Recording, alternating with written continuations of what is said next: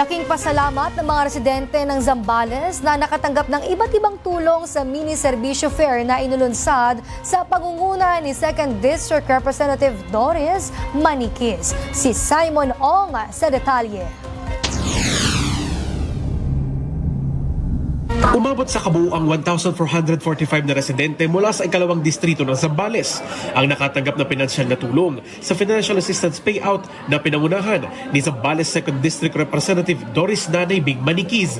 Kabilang sa kanilang ipinamahaging financial assistance ay para sa medical, burial at educational. Sabay na naganap ang programa sa magkakahiwalay na lugar sa Zambales. Una na sa barangay Baton Lapok Covered Court sa Botolan, Zambales, kung saan nakatanggap ng payout ang mga residente mula sa Palawig, Iba, Botolan, Kabanggan, San Felipe, San Narciso at San Antonio. Ikalawa naman ay sa Uwakon Covered Court sa Candelaria para naman sa mga kababayan nating taga Masinloc, Candelaria at Santa Cruz. Labis naman ang pasasalamat ng ilang benepisyaryo dahil sa programang inulunsad ni Nanay Bing, katuwang ang Tigong Party List.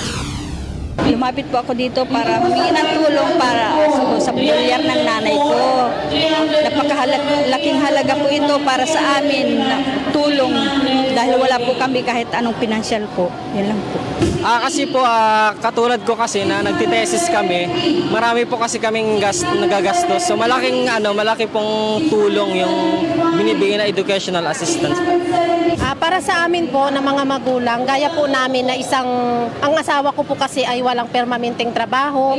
Sa bukid lang po talaga ang pinagkakakitaan. So yung mga ganitong tulong po na dumarating para sa amin ay sobrang malaking tulong po kasi unang-una po sa kanyang yung gastusin po, unang-una po sa pamasahe na minsan po ay hindi namin siya nabibigyan. Kaya yung ganitong tulong po talaga ay sobrang nagpapasalamat po kami. Wala pa nung sa po ng November 2024, tinulungan ako sa gamot. Mga tingog po, yun ang yung maintenance ko po, tinulungan ako. Kaya malaking pasalamat po sa kanila dahil senior po ako, nag-ano lang po ako sa tricycle, nagpa-part-time lang po ako, malaking tulong na po sa akin yun. Samantala, patuloy ang kalingang Nanay Bing Tigong Center sa bawat munisipalidad ng ikalawang distrito ng Zambales para suportahan ang mga kababayan nating nangangailangan ng tulong, partikular na ang mga mag-aaral at Pilipinong kailangan ng atensyong medikal. Para sa totoong balita sa Bagong Pilipinas, Simon Og, Congress News.